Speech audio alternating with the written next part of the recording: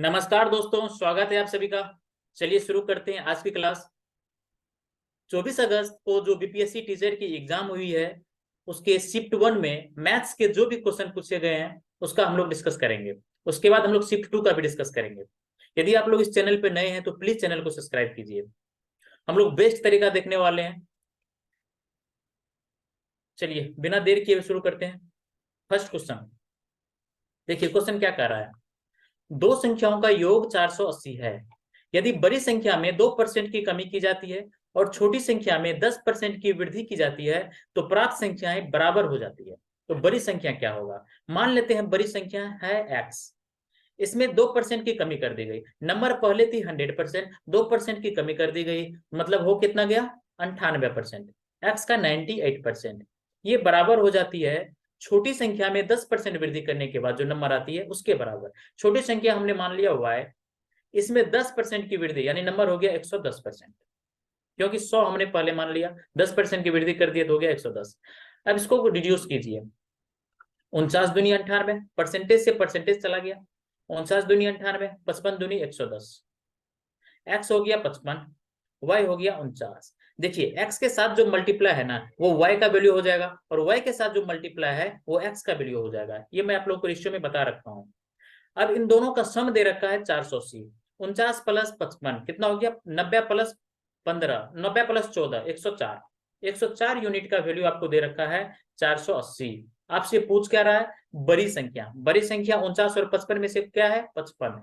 55 का वैल्यू 55 देखते ही आपके दिमाग में आना चाहिए 11 का मल्टीपल। 11 के मल्टीपल से काम चला सकते हैं, लेकिन यहाँ पे 11 का मल्टीपल देखना थोड़ा रिस्की है, क्योंकि यहाँ पे उपर्युक्त में एक से अधिक दे रखा है और उनमें इनमें से कोई नहीं, ये भी दे रखा है। इसलिए जब ऐसा ऑप्शन हो तो अप्रोक्स वगैरह मल्टीपल वगैरह देखने से अवॉइड करिए। देखिए कैलकुलेट ही कर लेते हैं, आसान तो है कैलकुलेशन। 480/104 गुना 55 कितना हो गया? 8 से काटिए, 13 8 104, 60 8 68 जा 480, 480। अब 55 छके 6 पंचे 330, 330 जीरो यानी 3300/13। 3300/13 इस क्वेश्चन का सही आंसर हो जाएगा। राइट, अब चलिए आगे बढ़ते हैं। मल्टीपल वगैरह तब मार्क कीजिए जब ऑप्शन में नन ऑफ दीज ना हो, अदरवाइज डेंजरस हो जाता है। देखिए एक वृत्त का क्षेत्रफल दे रखा है 40 पाई स्क्वायर। सर्कल का एरिया होता क्या है? Pi r square. इसी पाई आर स्क्वायर का वैल्यू आपको दे रखा है 40 pi square. 40 pi square is equal to pi r square. देखिए पाई से पाई कैंसिल हो गया तो रेडियस का स्क्वायर आर स्क्वायर का वैल्यू हो गया 40 पाई। अब नेक्स्ट पढ़िए लाइन। वृत्त की त्रिज्या के बराबर भुजाओं वाले वर्ग का क्षेत्रफल क्या हो गया? एक स्क्वायर दे रखा है, इसका साइड जो होगा ना ये रेडियस के बराबर है। आपको पता है कि स्क्वायर के सभी साइड्स आपस में बराबर होते हैं, मतलब दोनों साइड आर आर हो जाएगा। इसका एरिया क्या होता है? स्क्वायर का एरिया होता है साइड इंटू साइड, यानी रेडियस का स्क्वायर आर का स्क्वायर। आर के स्क्वायर का ही वैल्यू आप निकाल रखिए हो पहले से 40 पाई, तो 40 पाई इस क्वेश्चन का सही आंसर हो जाएगा। अब आगे बढ़ते हैं। दो संख्याएं 21:10 के अनुपात में है। इनका एचसीएफ दे रखा है आपको 11। आपको पता होगा जब कोई नंबर रेशियो में दिया होता है तो वो को प्राइम होता है। देखिए जैसे कि मान लीजिए एचसीएफ एच है, एचसीएफ मान लीजिए एच है, एक्स और वाई यदि को प्राइम है, ये मैं लिख देता हूं को प्राइम, आप लोग बेसिक में पढ़ रखे होंगे ये चीज। को प्राइम एक्स और वाई मान लेते हैं को प्राइम है। एचसीएफ यदि एच है तो पहली नंबर जो हो जाएगी ना, फर्स्ट नंबर वो हो जाएगी H into X, H X, और सेकेंड नंबर वो हो जाएगी H into Y, H Y. तो सम क्या हो गया? H into X plus Y. Difference भी पूछ सकता है, डिफरेंस हो जाएगा H into X minus Y. H X minus H Y, H को मान ले लिए तो एक्स माइनस वाई। डिफरेंस पूछेगा तो ये कुछ चीजों पे पहले से काम करके जाइए ना। ये हो गया सम। देखिए आपसे पूछ क्या रहा है? सम पूछ रहा है। एचसीएफ आपको दे रखा है 21 + 10 हो गया 31 into 11, H into X plus Y. Right, वही हमने किया। एचसीएफ 11 दे रखा है और सम हो गया 21 + 10 यानी 31। 31 11 341 इस क्वेश्चन का सही आंसर हो जाएगा। चलिए आगे बढ़ते हैं। देखिए क्वेश्चन क्या दिया हुआ है। एक स्मार्टफोन को पी रुपया में बेचने पे 10% का लाभ हो रहा है और क्यू रुपया में बेचने पे 4% की हानि हो रही है। तो पी और क्यू का रेशियो आपसे पूछ रहा है। यहाँ पे समझने वाली बात यह है, स्मार्टफोन एक ही है, राइट, एक ही स्मार्टफोन को अलग अलग प्राइस पे बेचा जा रहा है। पी रुपया में बेचा गया तो 10% की का लाभ हुआ और क्यू रुपया में बेचा गया तो 4% की हानि हुई, राइट। मान लेते हैं कॉस्ट प्राइस 100 है, कॉस्ट प्राइस हमने मान लिया 100, पी रुपया में बेचते हैं तो 10% का फायदा, 10% का फायदा मतलब 100 के सामान को 10% फायदा पे बेचेंगे तो कितना में बेचेंगे, 110 पे। अब दूसरा में क्यू रुपया में बेचने में 4% की हानि, 100 के सामान को 4% हानि पे आप बेच रहे हो तो कितना में बेचोगे, 96% में। तो पहला का सेलिंग प्राइस 110, दूसरा का सेलिंग प्राइस 96, काट दीजिए, रेशियो कितना हो गया, 55 दूना 110, 48 दूना 96, तो 55 48 इस क्वेश्चन का सही आंसर होने होगा। और देखिए ऑप्शन में क्या दे रखा है, 110 96 भी है, तो 110 96 इसको भी इग्नोर नहीं कर सकते हैं। रेशियो वैसे स्मॉलेस्ट फॉर्म होता है, लेकिन यहाँ पे दोनों रेशियो दोनों सही है, गलत नहीं है, इसीलिए प्रयुक्त में से एक से अधिक, ये डी ऑप्शन इसका सही आंसर हो जाएगा। चलिए आगे बढ़ते हैं। कह रहा है इसको आरोही क्रम में लिखिए, यानी असेंडिंग ऑर्डर में। देखिए इसका तरीका आप लोग को पता होगा, नहीं पता है तो मैं बता देता हूँ। देखिए यहाँ पे क्वेश्चन के थ्रू हम लोग कंसेप्ट को सीखेंगे, इसलिए थोड़ा डिटेल में मैं बता रहा हूँ। 13/18, 29/36, प्रीवियस ईयर कराने का मतलब ही मेरा ये होता है, टारगेट यही होता है कि क्वेश्चंस के थ्रू कंसेप्ट को समझाना। देखिए 41/45, 51/60, चार फ्रैक्शन दे रखा है। जब भी हम लोग को पता करना होता है कि फ्रैक्शन में कौन बड़ा है कौन छोटा है, तो हम लोग क्या करते हैं, सभी का सबसे पहले डिफरेंस निकाल लेते हैं। तो 13 और 18 के बीच में डिफरेंस कितने का है, 5 का। 29 और 36 के बीच में डिफरेंस है 7 का। 41 45 के बीच में डिफरेंस है 4 का। 51 और 60 के बीच में डिफरेंस है 9 का। अब डिफरेंस से न्यूमरेटर को डिवाइड करके देखते हैं कितना आता है, राइट। डिफरेंस से न्यूमरेटर को डिवाइड करते हैं, यानी 13 को 5 से डिवाइड किए तो कितना हो गया, 2.6। उसी टाइप से 7 से 29 को हमने डिवाइड किया तो कितना हो गया, 7 चौकी 28, बच गया एक, 7 एकम 7, 4.1%, 4.1 सॉरी। अब 4 से 40 को डिवाइड कीजिए 10.25, 9 से कीजिए 51 को, 9×5=45, 9×5=45, 5 पॉइंट समथिंग के आसपास आ रहा है। पूरा निकालने की जरूरत नहीं है, अप्रोक्स में भी निकाल लीजिए। जैसे यहाँ पे 7 से हमने डिवाइड किया, 7 चौकी 28, 4 के आसपास मान सकते थे। चलिए अब इसमें देखिए सबसे स्मॉलेस्ट कौन सा है, सबसे स्मॉलेस्ट है 13/18, 13/18। उसके बाद 4 पॉइंट वाला यानी 29/36, उसके बाद 51/60 और सबसे बड़ी 41/45। तो आपका सही आंसर हो जाएगा डी, सी ऑप्शन, 13/18, 29/36, 51/60 और 41/45। इस क्वेश्चन को करने के और भी तरीके हैं, ये मैंने सबसे बेस्ट तरीका बताया। दूसरा तरीका क्या होता है कि इसको क्रॉस में आप मल्टीप्लाई करते चलिए, क्रॉस में मल्टीप्लाई करते चलिए, जो नंबर बड़ा होते चले जाएगा वो आपका लास्ट में बड़ा नंबर आ जाता है। चलिए आगे बढ़ते हैं, लेकिन यहाँ पे मल्टीप्लाई करना इतना आसान नहीं था, इसलिए मैंने ये तरीका आपको बताया। देखिए क्वेश्चन क्या कर रहा है, ये एक्चुअली मैथ्स का क्वेश्चन है ही नहीं, ये एक्चुअली रीजनिंग का क्वेश्चन है, ये कॉमन सेंस का क्वेश्चन है। देखिए क्वेश्चन में क्या कर रहा है, एक व्यक्ति अंडों को इस प्रकार टोकरी में रखता है कि प्रत्येक क्रमिक दिन पर रखे जाने वाले अंडों की संख्या पहले से टोकरी में मौजूद संख्या के बराबर है।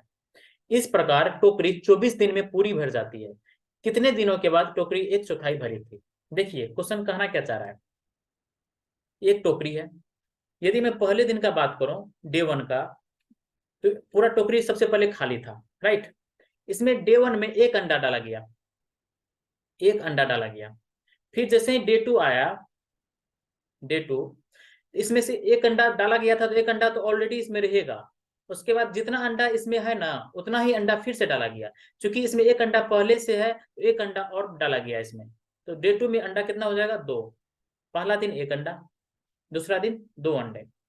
फिर तीसरे दिन का यदि हम लोग बात करें, डे 3 में, तो अब डे 2 में 2 अंडे था, तो 2 अंडे ऑलरेडी इसमें है, जितने अंडे रहते हैं पहले से उतने ही अंडे एक्स्ट्रा डाले जाते हैं। यानी डे 3 में हम लोग देखते हैं 2 अंडे पहले से है तो 2 अंडे और डालेंगे, राइट, 2 अंडे और डालेंगे तो टोटल कितने अंडे हो जाएंगे, 4। उसी टाइप से हम लोग डे 4 का बात करते हैं।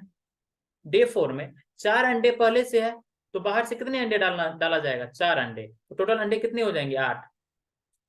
राइट। अब थोड़ा दिमाग लगाइए, ये जीपी की सीरीज बन रही है, राइट। जीपी की सीरीज सॉल्व कर लीजिए। एक तरीका ये है। दूसरा तरीका क्या है कि आप सीधा कॉमन सेंस का यूज कीजिए। Common sense, common sense. यदि हम लोग 24 क्या दिया हुआ है, 24 दिन अंडे पूरे, मतलब टोकरी पूरी भर जाती है, 24वां दिन टोकरी पूरी भर जाएगी। डे 24, 24वां दिन। तो जरा इमेजिन कीजिए 24 दिन से जस्ट पहले वाले दिन, यानी 23वां दिन, 23rd डे। 23वां दिन क्या होगा? टोकरी आधे अंडे से भर गए होंगे, टोकरी आधा, आधा तो भर गया होगा। तभी तो क्वेश्चन में क्या क्या यहाँ सीरीज क्या चल रहा है, जितना अंडा पहले से है उतना ही अंडा डाल रहे हैं। तो 23वां दिन आधा भरा हुआ होगा, तभी तो इसमें आधा हम लोग डाल देंगे, तो 24वां दिन पूरी टोकरी भर जाएगी। ये सोचने वाली बात है। 23वां दिन आधी टोकरी भर गई होगी, तभी तो जितनी भरी हुई है उतनी ही डालेंगे, यानी मतलब आधी भरी हुई है और आधी ही डालेंगे तो टोकरी पूरी भर जाएगी। राइट, ये समझने वाली बात है। 23वां दिन आधी भरी हुई रहेगी। आपसे पूछ क्या रहा है? 1/4। अब हम लोग आते हैं 22वां दिन। 22वां दिन इमेजिन कीजिए जरा, टोकरी आधी भर जाती है, इसका मतलब इसमें 1/4 पहले से होगी। 1/4 होगी तभी तो 1/4 हम लोग डालेंगे, तो आधी भर जाएगी। तो 1/4 कब भरेगी? 1/4 हो जाएगा 22वां दिन। 22वां इस क्वेश्चन का सही आंसर हो जाएगा। ये तो मैंने आपको समझाने के लिए इतना लिखा, नहीं तो विद इन सेकेंड बनाइए सोचते हुए। ठीक है, फिर से एक्सप्लेन कर देता हूँ। बहुत 24वां दिन टोकरी पूरी भर जाएगी। यदि 23वां दिन देखा जाए तो टोकरी आधी भरी हुई रहती है, तभी तो आधा उसमें डाल देंगे तो पूरी भर जाएगी। ये हुई 23वां दिन की, 23rd डेज की स्टोरी। अब 22वां दिन पे आते हैं। 22वां दिन टोकरी 1/4 भरी हुई रहेगी, तभी तो 1/4 और उसमें डाल देंगे, तो 1/4 प्लस 1/4 1/2 हो जाएगा 23वां दिन। राइट, 1/4 प्लस 1/4 मिलके आधा हो जाएगा 23वां दिन। इसका मतलब 22वां दिन जो है 1/4 भरी हुई थी। ये इस क्वेश्चन का सही आंसर हो जाएगा। चलिए आगे बढ़ते हैं। अदरवाइज आप जीपी सीरीज का भी यूज करके बना सकते हो। देख लो, 1 2 4 8 इस टाइप से जीपी का सीरीज बन रहा है, तो निकाल लो। चलिए आगे बढ़ते हैं।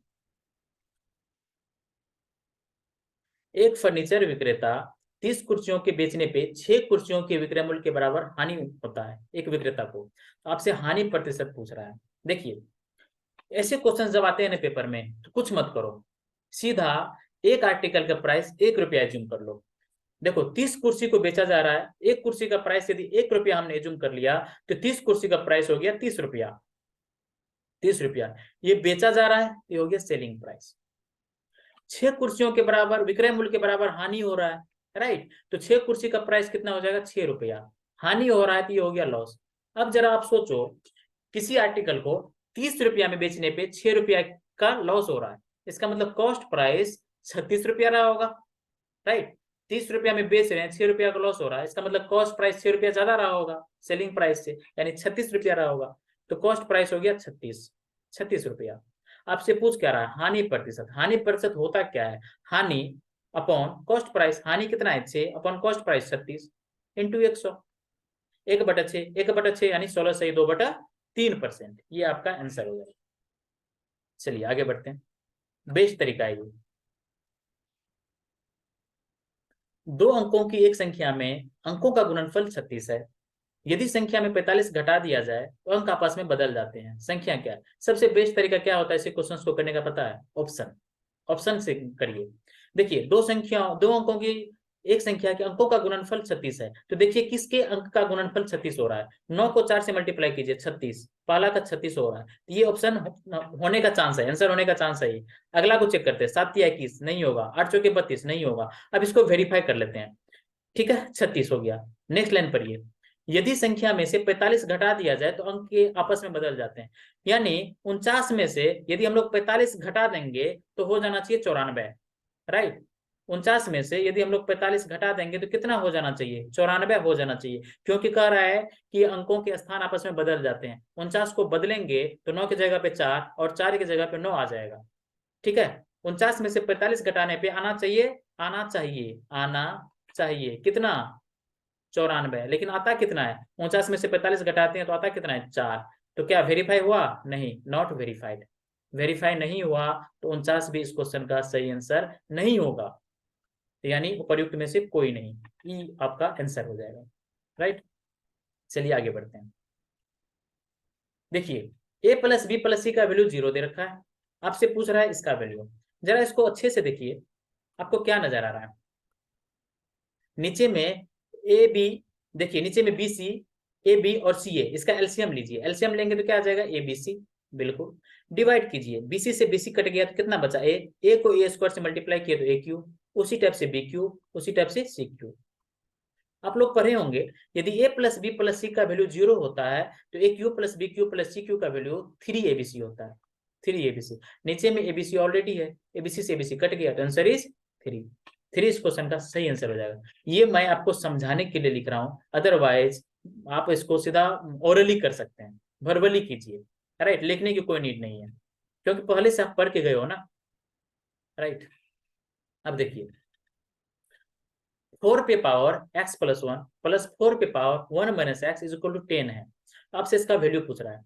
देखिए यदि इसको आप बाय प्रोसेस करते हैं तो टाइम लग जाएगा, इसको सीधा ऑप्शन से एलिमिनेट कीजिए, ऑप्शन से बनाइए।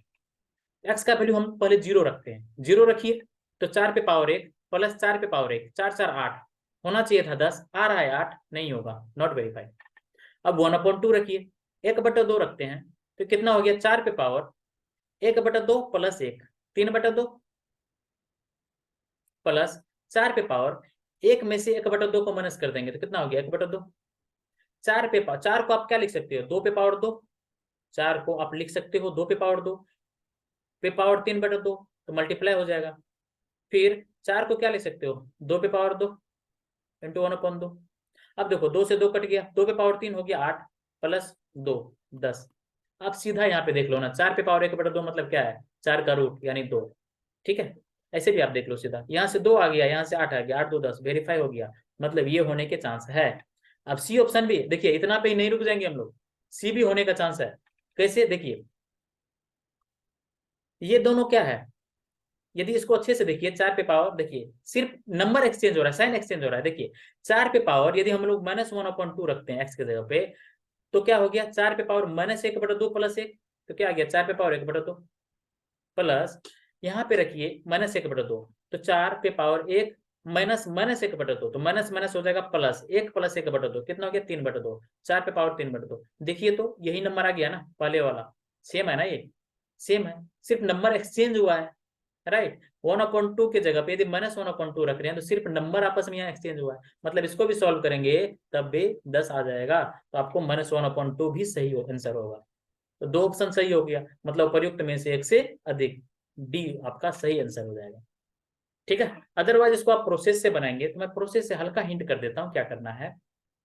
4 पे पावर x प्लस 1 है, इसको आप लोग लिख सकते हो 4 पे पावर x इंटू 4 पे पावर 1 प्लस 4 पे पावर 1 माइनस एक्स को आप लोग लिख सकते हो 4 पे पावर 1 अपॉन 4/x। 4 पे पावर x ये इक्वल टू कितना, 10। 4 पे पावर x को कुछ एज्यूम कर लो, 4 पे पावर x को हमने मान लिया p सपोज, तो 4p यहां से आ जाएगा plus 4/p is equal to 10। यहां से आप p का वैल्यू निकालो, p का वैल्यू निकालो और उसको इक्वल करो 4 पे पावर x के, फिर आपको x का वैल्यू मिल जाएगा, लेकिन इसमें लगेगा टाइम। एग्जाम के पॉइंट ऑफ व्यू से ये सॉल्यूशन सही नहीं है, बोर्ड एग्जाम के लिए सही है लेकिन कॉम्पिटिटिव एग्जाम के लिए सही नहीं है, इसलिए इसको अवॉइड ही करना है, अवॉइड ही करना है। ऑप्शन से एलिमिनेट कीजिए जैसे कि मैंने यहाँ पे बताया। चलिए आगे बढ़ते हैं, क्या कह रहा, x³ - 3x² plus x plus 2 को g ऑफ x से डिवाइड किया जाता है तो भागफल और शेष इतना और इतना आ रहा है। देख लेते हैं, g ऑफ x से डिवाइड किया गया किसको, x³ - 3x² plus x plus 2 को, तो आपको भागफल कितना मिला है, x² माइनस x प्लस 1 मिला है, और शेष कितना मिला है, -2x प्लस 4, ये आपको शेष मिला है।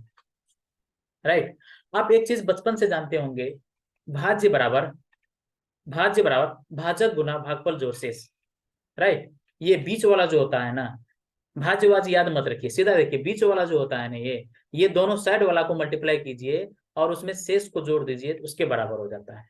राइट, दोनों यानी ये, इसको हम लोग लिख सकते हैं x³ - 3x² plus x plus 2 is equal to nothing but ये x square minus x plus 1, x square minus x plus 1 into g of x plus remainder कितना है -2x प्लस 4।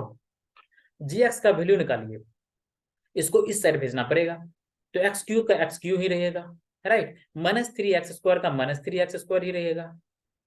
-2x को इस साइड भेजेंगे तो कितना हो गया 2x plus x 3x।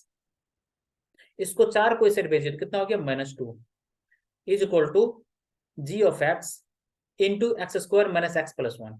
X square minus x plus 1 को इस साइड भेज दीजिए तो आपको जी एक्स का वैल्यू निकल जाएगा। और इस साइड जब भेजेंगे तो कोई चीज मल्टीप्लीकेशन में रहता है तो डिवाइड में आ जाता है, राइट। तो नीचे में आ जाएगा x square minus x plus 1। अब क्या इसको बैठ के सॉल्व करने वाले हैं? नहीं, ऑप्शन है ना आपके पास, ऑप्शन से एलिमिनेट कीजिए। देखिए कैसे एलिमिनेट करेंगे। आपको x square minus x plus 1 में कोई चीज से मल्टीप्लाई करना है, राइट, और आपको ऊपर वाला लाना है।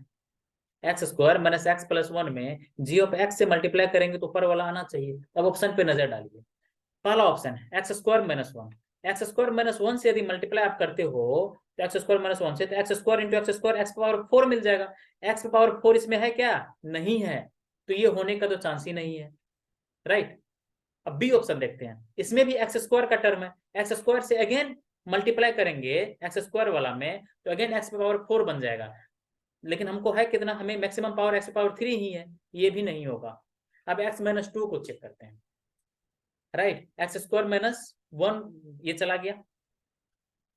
अब इसमें हम लोग किससे चेक करेंगे? एक्स माइनस 2 से। एक्स माइनस 2 रखिए यहाँ पे, जी ऑफ एक्स के जगह पे मल्टीप्लाई कीजिए एक्स माइनस 2 से, तो सीधा लिखने की जरूरत नहीं, सीधा चेक कर लीजिए। एक्स स्क्वायर को एक्स से किए तो एक्स क्यूब, बिल्कुल सही आ गया।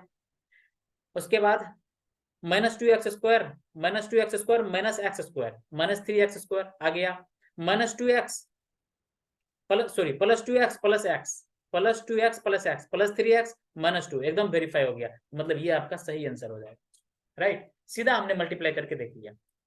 अरे जब इसको मल्टीप्लाई करेंगे तो पहले x से तीनों टर्म को मल्टीप्लाई करेंगे, फिर 2 से तीनों टर्म को मल्टीप्लाई करेंगे। क्या इसके लिए लिखना पड़ेगा?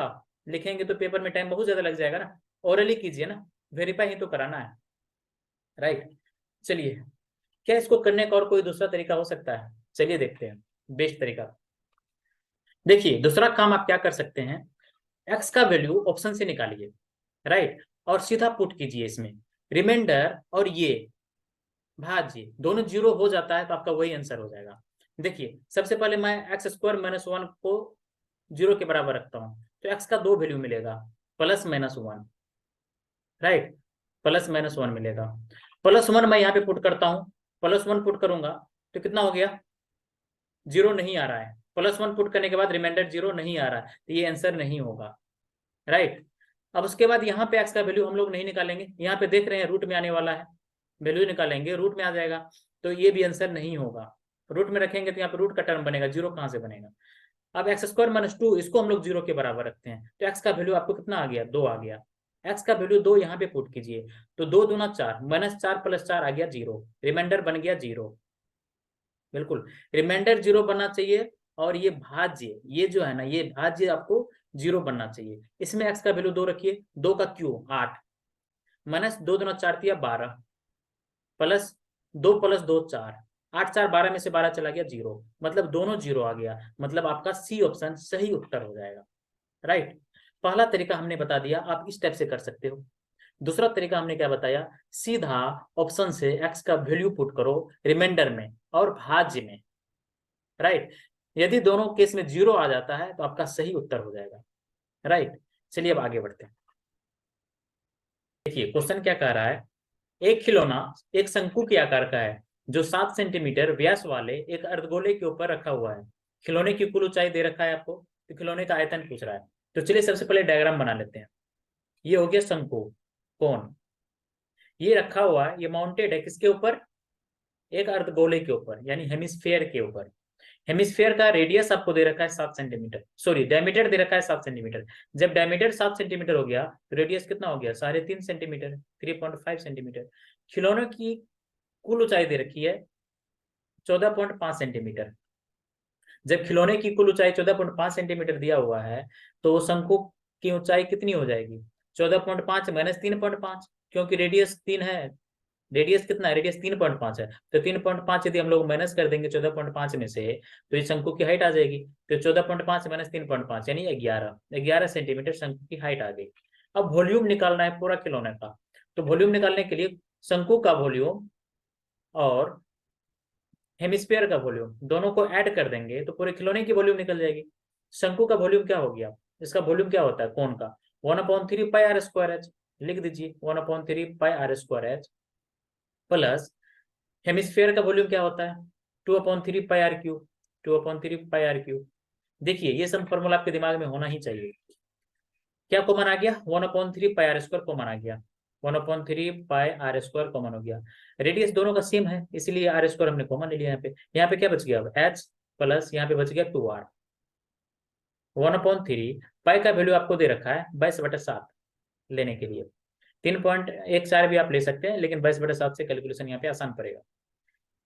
r², रेडियस कितना दे रखा? 35, सॉरी 3.5। 3.5 का स्क्वायर 3.5 गुना 3.5, पॉइंट हटाइए नीचे में एक पे 00 into h plus 2r। h plus 2r कितना हो जाएगा? 11 प्लस 3 साढ़े 3 दूना 7, 11 प्लस 7 18, ये हो जाएगा।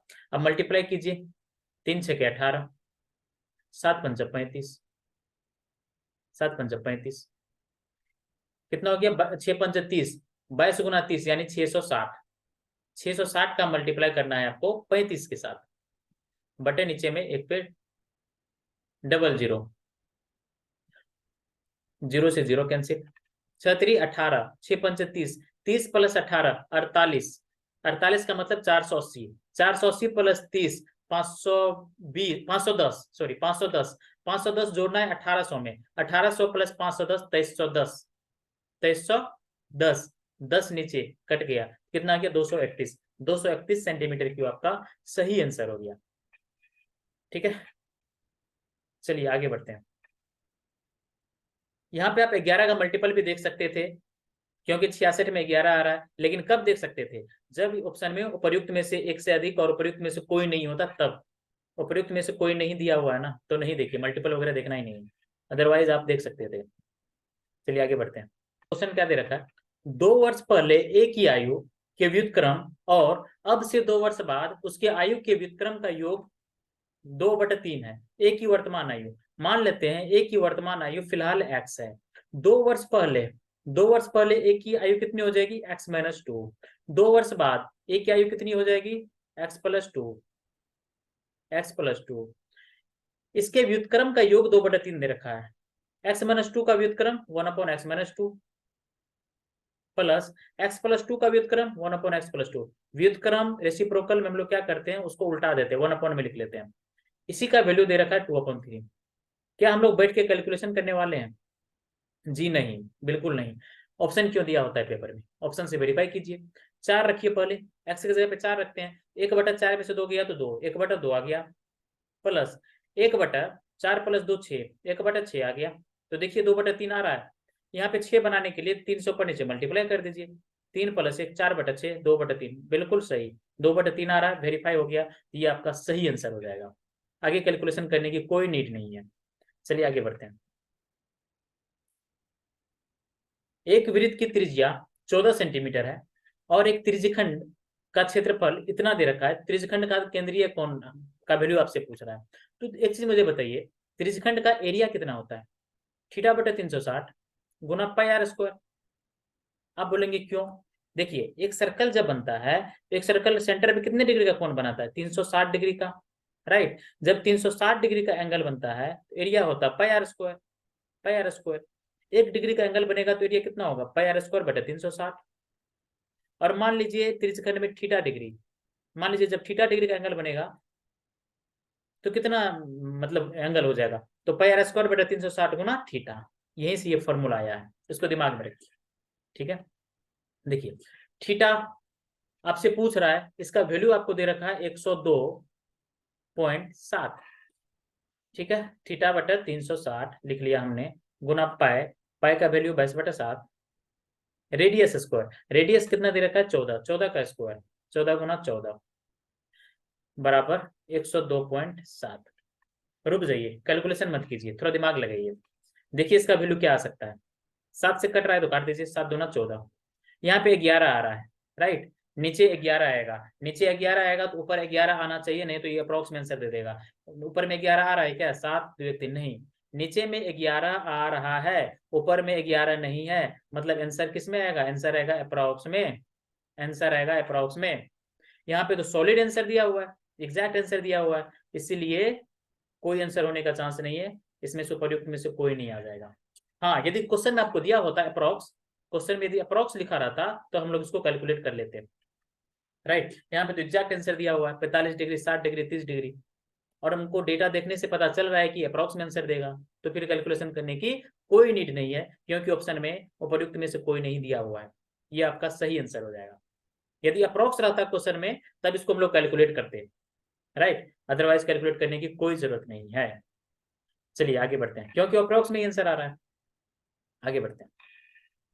15,625 रुपया का 16% वार्षिक ब्याज की दर से 9 महीने का चक्रवृद्धि ब्याज क्या होगा, जबकि ब्याज तिमाही दे। देखिए तिमाही, 3 माह पे ब्याज संयोजित हो रहा है, राइट, और कितने महीने की बात हो रही है, 9 महीने, 9 मंथ की बात हो रही है, 9 मंथ की, तो कितनी बार लगाना है, 3 बार, इतना तो पता चल गया, 3 बार, क्योंकि 3 के 3 साइकिल बनेंगे, 3 महीने, फिर 3 महीने, फिर 3 महीने, 3 महीने के 3 साइकिल बनेंगे 9 महीने तक पहुंचने के लिए।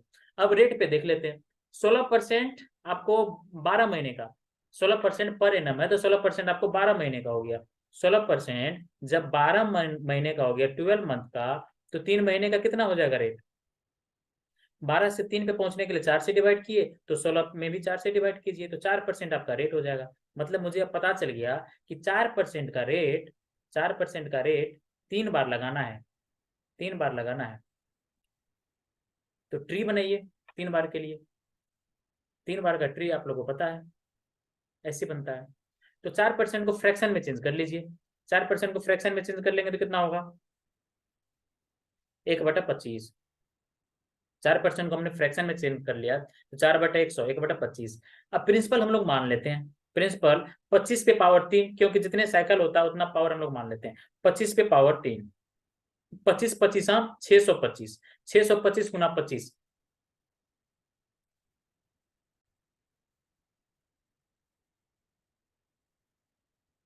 हो गया 3125, 213125, 3125। अब प्रिंसिपल मुझे पता चल गया 3125 रेशियो में, तो आपको पहले साल का एसआई कितना हो जाएगा, 3125 का 1/25, 25 से इसको डिवाइड कर दीजिए, 3125 को 25 से हमने डिवाइड कर दिया, कितना हो गया 125, 125, दूसरे साल का भी 125, तीसरे साल का भी 125। अब इसका 1/25 टाइम्स, तो 5, ये 5 का डबल यहाँ पे हो जाता है 10, इसका अगेन 1/25, 0.2 आ जाएगा, ये आ गया 0.2। अब जोड़िए 375, 375 प्लस 15, 375 5 300 से 390, 390.2, 390.2, ये आपका इसका वैल्यू आपको निकालना है, ये आपका सीआई हो गया। वैल्यू आपको दिया हुआ कितना है, प्रिंसिपल का, प्रिंसिपल हो गया 3125, 3125 का वैल्यू आपको दे रखा है 15,625, ये 5 गुना नजर आ रहा है, तो आपका सीआई इसका 5 गुना हो जाएगा, 390.2 का 5 गुना, कितना हो गया, कितना आ जाएगा, 3902/2, 3902 यानी 1950, 1950 प्लस 1, 1951, 1951 इस क्वेश्चन का सही आंसर हो जाएगा। ठीक है, देखिए मुझे जब भी 5 से मल्टीप्लाई करना होता है ना, तो मैं पहले 10 से मल्टीप्लाई करके उसका आधा कर देता हूँ, 10 से मल्टीप्लाई करेंगे तो कितना हो गया, 3902, 3900 का आधा सबसे पहले कीजिए, पहले 3800 का आधा कीजिए, 3800 का आधा करेंगे 1900 होगा, फिर बचा कितना उधर 102, 102 का आधा 51, 1951, 1951 इस क्वेश्चन का सही आंसर आपका हो जाएगा। क्या इस क्वेश्चन को करने का और कोई दूसरा तरीका हो सकता है, इसमें तो टाइम लग गया, नो डाउट इसमें टाइम लगा, और इस पेपर में टाइम दिया जाता है, बीपीएससी के इस पेपर में बहुत ज्यादा टाइम दिया गया है, तो कोई दिक्कत नहीं, आप इस मेथड से भी बना सकते हैं। चलिए मैं अपना एसएससी वाला अप्रोच बताता हूँ, जिसमें कि बहुत जल्दी आंसर निकाल सकते हैं। दूसरा पेज ले लेते हैं हम लोग,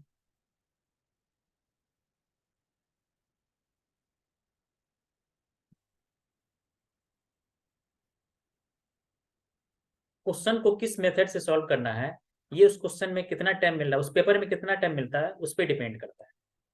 आपके पेपर के हिसाब से ये सॉल्यूशन ठीक है, बना सकते हैं, लेकिन यदि कम समय में बनाना है तो कैसे सोच सकते हैं, चलिए देखते हैं।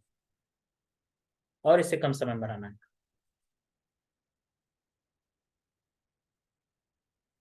देखिए आप पढ़े होंगे बेसिक्स में, बेसिक्स क्लास में 3 साल का जब हम लोग सीआई निकालते हैं उसका रेशियो होता है 3:3:1, ये पढ़े होंगे। और आपको प्रिंसिपल दे रखा है 15,625, 15,625, 15,625 का रेट हम लोग निकाल चुके हैं 4%। 4% का मतलब होता है 1/25। 15,625 का 1/25 टाइम्स कितना होगा, 625। 625 लिख देंगे यहाँ पे, 625। फिर इसका 1/25 टाइम्स यहाँ लिखते हैं, 1/25 टाइम्स 25, 25 हाँ 625, ये हो गया 25।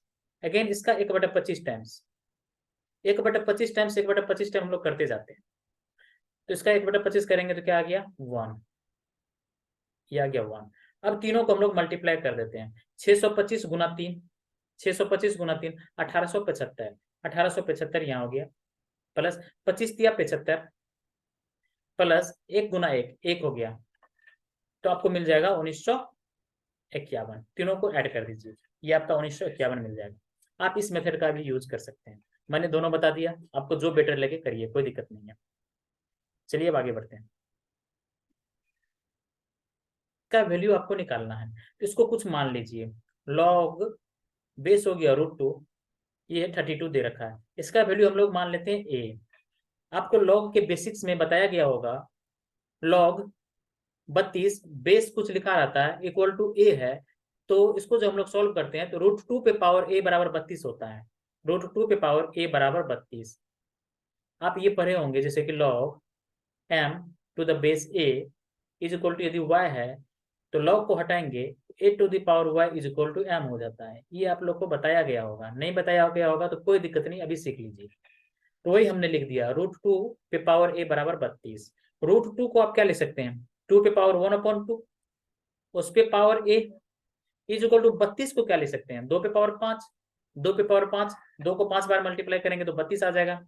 अब देखिए पावर पे पावर होता है तो पावर मल्टीप्लाई हो जाता है, तो 2 पे power a/2 is equal to 2 पे पावर 5, दोनों का बेस हो गया सेम। जब बेस सेम हो जाता है ना तो हम लोग पावर को इक्वल कर देते हैं, a/2 बराबर 5, ए का वैल्यू हो गया 10। 10 इस क्वेश्चन का सही आंसर हो जाएगा।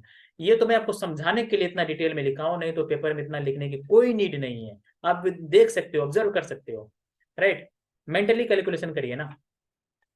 चलिए आगे बढ़ते हैं। एक समकोण त्रिभुज की ऊंचाई इसके आधार से 6 सेंटीमीटर कम है, बना लेते हैं समकोण त्रिभुज। ये रहा समकोण त्रिभुज, राइट एंगल ट्रायंगल। समकोण त्रिभुज की ऊंचाई इसके आधार से 6 सेंटीमीटर कम है, आधार यदि हम लोग x मान लेते हैं तो इससे 6 सेंटीमीटर कम, यानी x - 6 हो गया इसकी ऊंचाई। और इसकी कर्ण, कर्ण का वैल्यू दे रखा है √218, राइट।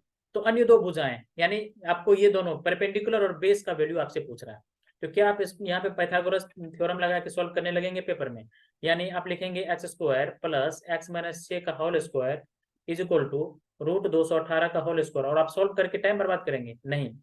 तो क्या कर सकते हैं, और कोई तरीका है जिसको हम लोग यहाँ यूज कर सकते हैं, चलिए सोचते हैं। सबसे पहले तो इन दोनों के बीच का डिफरेंस 6 का है, देखिए किस ऑप्शन में दोनों के बीच का डिफरेंस 6 है, पहला ऑप्शन में भी 6, दूसरे ऑप्शन में भी 6, तीसरे में भी 6, ये काम नहीं किया है।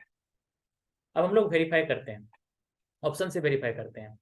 यहाँ पे हम लोग 16 है, सबसे छोटी वाली साइड देखिए, सबसे ये वाली साइड 16 है, तो इसको हम लोग 16 से वेरीफाई करते हैं, ये 16 हो गया, अब ये हो गया 10। 16 और 10 का स्क्वायर करके जोड़ेंगे तो क्या कभी 218 मिलेगा, नहीं मिलेगा, क्योंकि लास्ट में यहाँ पे 6 आ रहा है, 6 + 0 6 आएगा, ये ऑप्शन गया काम से। अरे परपेंडिकुलर का स्क्वायर प्लस बेस का स्क्वायर करेंगे तो आपको हाइपोटेनस का स्क्वायर नहीं आ जाएगा, बिल्कुल वही तो मैं वेरीफाई कर रहा हूँ। यदि मैं 16 मान लेता हूँ ये साइड, तो ये आ गया 10, 16 का स्क्वायर करेंगे तो लास्ट में 6 आएगा, 10 का स्क्वायर करेंगे लास्ट में 0 आएगा, राइट। तो 6 + 0 6 आ जाएगा, राइट। तो 6 का स्क्वायर करेंगे 6, लास्ट में 6 ही आएगा, तो यहाँ पे 8 दे रखा है तो नहीं होगा, काम नहीं हुआ, ये गया काम से। अब 9 और 15 देखते हैं। इस साइड को यदि हम लोग 15 मान लेते हैं तो ये साइड कितना हो जाएगा, ये साइड आ जाएगा 9 कम 6 कम, यानी 9 9। तो 15 और 9 को हम लोग चेक करते हैं। 9 का स्क्वायर 9 81, लास्ट में 1, 15 15 225, लास्ट में 5, 5 प्लस 1 6, अगेन 6 आ गया, तो ये काम नहीं हुआ, लास्ट में 8 दे रखा है, ये ऑप्शन भी गया काम से। अब 5 और 11 पे हम लोग वेरीफाई करते हैं। यदि इस साइड को हम लोग 11 मान लेते हैं तो ये साइड क्या हो गया 5, 5, 11 का स्क्वायर 121, 5 का स्क्वायर 25, इन दोनों को जोड़ते हैं तो 218, नहीं आ रहा है, राइट, 218 नहीं आ रहा है, 246 आ रहा है, स्क्वायर करके हमने जोड़ दिया तो रूट 246, यानी ये भी नहीं आ रहा, तो इनमें से कोई ऑप्शन नहीं है, इनमें से कोई ऑप्शन नहीं आ रहा, यानी उपयुक्त में से कोई नहीं, ई ऑप्शन इस क्वेश्चन का सही आंसर हो जाएगा। पेपर में आपको यही अप्रोच लेके जाना है, ये नहीं कि पेपर में बैठ के सॉल्व करने के लिए, बिल्कुल ये काम नहीं करना है, ऑप्शन दिया होता है पेपर में, वेरीफाई कीजिए, दैट्स इट। चलिए आगे बढ़ते हैं। 102 नंबर क्वेश्चन है आपके पेपर के अनुसार। नेक्स्ट पेज पे हम लोग आते हैं, ये रहा। अब देखिए रूट के अंदर ये दे रखा है बराबर 1 प्लस एक्स बटा 13।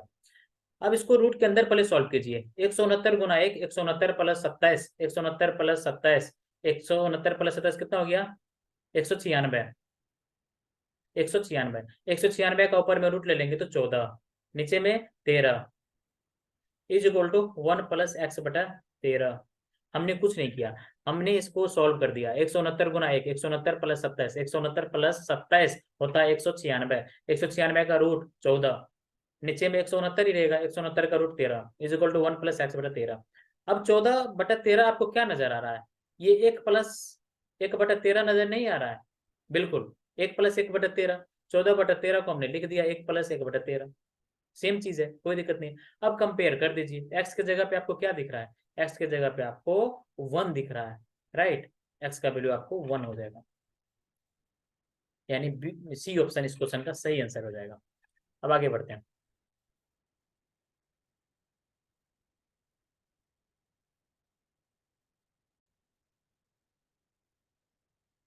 देखिए क्वेश्चन क्या दे रखा है, किसी धातु के एक ठोस गोले की त्रिज्या 3 सेंटीमीटर है, इससे 4 मिलीमीटर व्यास का कितना लंबा तार खींचा जा सकता है।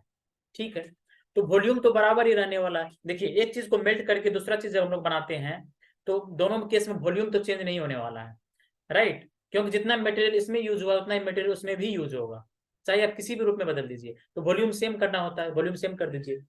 ठोस गोले, गोले का वॉल्यूम क्या होता है 4/3 pi r cube, 4/3 pi r cube is equal to तार का, तार यानी तार का शेप कैसा होता है, सिलेंडर के शेप में होता है तार, राइट, तो सिलेंडर का volume pi r square H, pi r square H, value रख दीजिए 4/3, पाई से पाई कैंसिल हो गया। रेडियस दे रखा है 3 सेंटीमीटर, 3 सेंटीमीटर, 3 का क्यूब 27, लेकिन ध्यान से दीजिए, यहाँ पे आपसे आंसर क्या पूछ रहा है, आंसर पूछ रहा है मीटर में, आंसर जो दिया हुआ है ना, आंसर जो पूछ रहा है वो मीटर में दिया हुआ है, यहाँ पे है सेंटीमीटर में, तो सेंटीमीटर को पहले मीटर में कन्वर्ट करिए। तो सेंटीमीटर को मीटर में करते हैं तो हम लोग 100 से डिवाइड करते हैं, क्योंकि यहाँ पे पावर 3 है तो 100 पे पावर 3, 3 पे पावर 3 करेंगे तो 27 हुआ, राइट, पावर 3 कर रहे हैं तो नीचे में 100 पे भी तो पावर 3 होगा, 3/100 कर रहे हैं तो 100 पे पावर 3, यानी 100 100 गुना 100 गुना 100 लिख रहे हैं आपके लिए, नहीं तो लिखने की कोई जरूरत नहीं है। अब देखिए आर स्क्वायर, रेडियस कितना दे रखा है 4 मिलीमीटर, यहाँ पे मिलीमीटर दे रखा है, मिलीमीटर को मीटर में चेंज करते हैं तो क्या करते हैं 1000 से हम लोग डिवाइड करते हैं, राइट, ये आपको व्यास दे रखा है तो रेडियस 2 हो जाएगा, 2 का स्क्वायर 4 बटा नीचे में 1000 गुना 1000, क्योंकि स्क्वायर करेंगे इनटू एच। अब देखिए 3 नंबर 27, 9, 4 से 4 कट गया, यहाँ पे 2 2 4 2 6 0, यहाँ पे 6 0, 6 0 से 6 0 कट गया, तो एच का वैल्यू सीधा सीधा 9 दिख रहा है, 9 आपका सही आंसर हो जाएगा। चलिए आगे बढ़ते हैं। देखिए क्या कर रहा है क्वेश्चन, यदि समीकरण इतना कि मूलों का गुणनफल 3 है तो के का वैल्यू क्या होगा। इसका दो मूल यदि अल्फा और बीटा मान लेते हैं तो आप लोग पढ़े होंगे, मूलों का गुणनफल यानी alpha into beta is equal to होता है C/A, C/A, जिसमें C होता है कांस्टेंट टर्म, लास्ट वाला जो है ये कांस्टेंट टर्म, और ए पुट कर दीजिए। गुणनफल का वैल्यू दे रखा है 3, यानी अल्फा इंटू बीटा का वैल्यू दे रखा है 3, सी अपॉन ए, सी का वैल्यू दे रखा है के प्लस 8 अपॉन ए का वैल्यू 3k, 3k कितना हो गया, के का वैल्यू यदि 1 रख देते हैं तो सेटिस्फाई कर गया, यानी 1, के का वैल्यू आ गया 1। ठीक है, के का वैल्यू 1 रखते हैं तो 8 1 9, 9/3 यानी कट गया 3, के का वैल्यू 1, 1 इस क्वेश्चन का सही आंसर हो जाएगा। आगे बढ़ते हैं। देखिए इसका प्रिंट मुझे थोड़ा खराब लग रहा था, जो क्वेश्चन था आपके पेपर का, इसलिए मैंने इसको खुद से लिख दिया। प्रयागराज से पटना जाने के 5 मार्ग है, यह है प्रयागराज, प्रयागराज। ये एक्चुअली परमुटेशन एंड कॉम्बिनेशन का क्वेश्चन है। प्रयागराज से पटना जाना है आपको, प्रयागराज से पटना जाना है, पटना, प्रयागराज से पटना जाने के 5 मार्ग है, 1 2 3 4 5, 5 रूट है। प्रयागराज से पटना जाने के 5 रूट है। पटना होते हुए प्रयागराज से कोलकाता जाने के कितने रास्ते संभव है। अब देखिए ये पटना है, एक और चीज देखो, प्रयागराज से पटना जाने के 5 मार्ग है, 4 मार्ग पटना से कोलकाता जाने के हैं। पटना से कोलकाता, यहाँ पे मैं कोलकाता मान लेता हूँ, कोलकाता, तो पटना से कोलकाता जाने के 4 मार्ग दे रखा है, 1 2 3 4, 4 मार्ग दे रखा है, 4 रूट। आपको बोल रहा है प्रयागराज से कोलकाता जाने के कितने रास्ते संभव है। देखिए परमुटेशन एंड कॉम्बिनेशन के ऐसे क्वेश्चंस में करना क्या होता है कि सीधा देखिए, सबसे पहले आपको जाना कहाँ से कहाँ है, आपको प्रयागराज से कोलकाता जाना है, प्रयागराज से कोलकाता जाना है। एक चीज याद रखिए, जब तक काम खत्म ना हो तब तक मल्टीप्लाई करते जाना है, इस चीज को दिमाग में रखिए, जब तक काम खत्म ना हो मल्टीप्लाई करते जाना है, इस चीज को दिमाग में रखिए। आपको प्रयागराज से कोलकाता जाना है तो सबसे पहले प्रयागराज से पटना पहुंचे, प्रयागराज से पटना पहुंचे तो क्या आपका काम खत्म हो गया, कोलकाता कोलकाता जाने का टारगेट पूरा हो गया, नहीं, आप तो भी पटना में ही है। ठीक है, तो प्रयागराज से पटना जाने कितना रूट है, 5, लिख लिया। फिर से बोल रहा हूँ, जब तक काम खत्म ना हो तब तक मल्टीप्लाई करते जाना है। आपको प्रयागराज से कोलकाता पहुंचना है तो प्रयागराज से पहले पटना पहुंचे, तो प्रयागराज से पटना पहुंचने में कितना रूट है, 5 रूट, 5 रूट लिख लिए, इंटू किए, क्योंकि काम खत्म नहीं हुआ अभी, उनको कोलकाता जाना है। अब पटना से कोलकाता जाने का कितना रूट है, 4 रूट, तो 4 लिख दीजिए, मल्टीप्लाई कर दीजिए, तो हो गया 20, 20 इस क्वेश्चन का सही आंसर हो जाएगा। बस सिंपल सी चीज है, इसको दिमाग में रखिए, जब तक काम खत्म ना हो मल्टीप्लाई करते रहिए, दैट्स इट। आपको प्रयागराज से कोलकाता पहुंचना है तो पहले प्रयागराज से पटना पहुंचे, 5 रास्ता, 5 रास्ता खत्म तो नहीं हो गया, क्योंकि आपको कोलकाता पहुंचना है, पटना में ये भी है, और चलना है, और चलना है। पटना से कोलकाता, पटना से कोलकाता जाने के कितने रूट है, 4 रूट, दोनों रूट को मल्टीप्लाई कर दिए, 500 के 20। चलिए आगे बढ़ते हैं। किसी क्लब में सभी सदस्य या तो तंबोला या रस्सी में भाग लेते हैं, तंबोला या रस्सी में भाग लेते हैं, 320 रस्सी में भाग लेते हैं, 350 तंबोला में भाग लेते हैं, 220 दोनों में भाग लेते हैं, तो क्लब में कितने सदस्य हैं। देखिए देखिए सबसे पहले वेन डायग्राम बनाइए, अलग अलग कलर में यूज कर लेता हूं। ये आपका हो गया तंबोला, तंबोला, तंबोला, और ये आपका हो गया तंबोला, और क्या है, रस्सी, ये हो गया रस्सी, रस्सी, तंबोला या रस्सी। 320 रस्सी में भाग लेते हैं, रस्सी में हो गया 320, 320 लोग रस्सी में भाग लेते हैं। 350 तंबोला में, तंबोला में कितना है, 350, लिख दीजिए, तंबोला में 350। ठीक है, 220 दोनों में भाग लेते हैं, तो दोनों में भाग 220 ले रहे हैं तो 220 दोनों के बीच में आ जाएगा, 220 दोनों में 220 भाग ले रहे हैं तो 220 दोनों में आ जाएगा। अब देखिए तंबोला में चूंकि 350 आदमी भाग ले रहा है, जिसमें 220 आदमी दोनों में भाग ले रहा है, तो तंबोला, सिर्फ तंबोला में कितने लोग भाग लेंगे, 350 में से 220 माइनस कर दीजिए, यानी 130, 130 लोग सिर्फ तंबोला में भाग लेंगे, राइट। अब देखिए रस्सी में, टोटल रस्सी में 320 लोग भाग ले रहे हैं, जिसमें से 220 लोग दोनों में भाग ले रहे हैं, तो केवल रस्सी में कितने लोग भाग ले रहे हैं, 320 में से 220 माइनस कर दीजिए, 100, 100, राइट। अब आपसे क्वेश्चन में पूछ कर रहा है क्लब में कितने सदस्य हैं, 130 प्लस 220 प्लस 100 कितना हो गया, 130 प्लस 100, 230 प्लस 220 यानी 450, 450 इस क्वेश्चन का सही आंसर हो जाएगा, राइट। चलिए इसको और बनाने का कोई मेथड है, चलिए देख लेते हैं, इसको हम लोग दूसरे पेज पे ले लेते हैं, इतना करने की क्या जरूरत है। किसी बच्चे का मन है कि मैं बिना वेन डायग्राम का बनाऊं, चलिए मैं वो भी बता देता हूँ। लेकिन पहले से काम करके जाइए कुछ। ये मेथड तो उसके लिए हो गया जो बच्चे पहले से कुछ काम करके नहीं गए, सिर्फ कॉमन सेंस लेके पेपर देने गए हैं, उसके लिए हो गया। जो बच्चे पहले से काम करके गए देखिए वो क्या करके देंगे। एक चीज आप लोग पढ़े होंगे सेट थ्योरी में, जैसे कि नंबर ऑफ, आपको ए यूनियन बी निकालना है, इसका फॉर्मूला होता है number of A plus number of B minus number of A intersection B. आपको ए यूनियन बी निकालना है, मतलब दोनों में मतलब कितने सदस्य टोटल आपको वो निकालना है।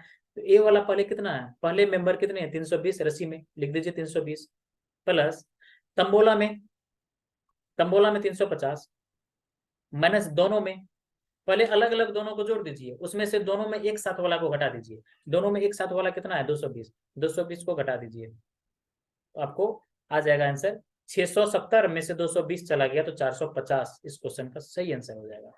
आप इस मेथड को भी यूज कर सकते हैं। ठीक है, यदि आपको ए यूनियन बी निकालना है तो सीधा ए प्लस बी कर दीजिए, में से ए इंटरसेक्शन बी घटा दीजिए, दैट्स इट, ये आपका सही आंसर हो जाएगा। तो जितने क्वेश्चंस थे मैंने सारे क्वेश्चंस डिस्कस कर दिया। आई होप आप लोगों को अच्छे से समझ में आया होगा। फिर भी कोई डाउट रहता है तो प्लीज आप लोग कमेंट में पूछिए, मैं जरूर रिप्लाई करूंगा।